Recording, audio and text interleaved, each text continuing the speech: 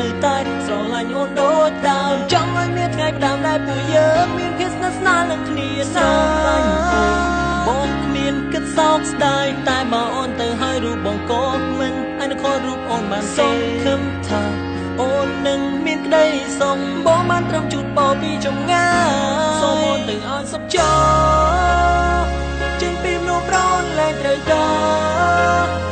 ព្រោះបងនឹងថាបងមិនសន្សំនឹងអូនទៅបងប្រំដល់លែងឲ្យអូនទៅរកមនុស្សប្រោដែលអូនគិតថាសន្សំនឹងរូបស្ងួនត្រឹមឃើញនឹងនួនមានស្នាមញញើ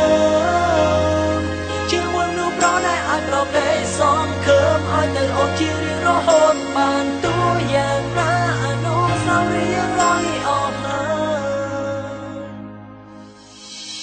បើសិនជារូបគេម្នាក់នោះបងចោលស្ងួនត្រូវចងចាំថានៅមានរូបបងដែលចាំតទួលមានមេចាំជួយទឹកលេសដែលស្រក់ហូរដោយសាររូបគេគិតថាបងជាមនុស្សទីមួយដែលស្រឡាញ់រូបអូនជាងគេណាស្រឡាញ់អូនបងមានគិតសោកស្ដាយតែបើអូនទៅហើយរូបបងក៏មិនអានខនរូបអូនបានសេឃើញថាអូននឹងមានក្តីសុខបងបានត្រឹមជូនក៏ពីចម្ងាយសូមអូនទៅឲ្យសុខចោ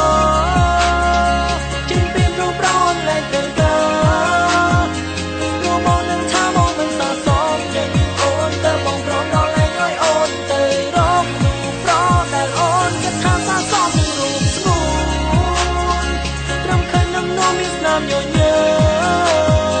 ជាមួយមនុស្សប្រណែអាចដកដេកសងខើមឲ្យទៅអូនជារៀងរហូតបានទួយ៉ាងណាអនុស្សាវរីយ៍យ៉ាងរលីអងហើយដែលសង្ឃឹមរស័ព្ទតាមចោវងវែងវល់វល់ព្រោះចរណាទួយ៉ាងណាថ្លៃគួរមានចិត្តភក្តីហើយយល់ពីតម្លៃស្នេហាសូមអូនទៅឲ្យសុខចោ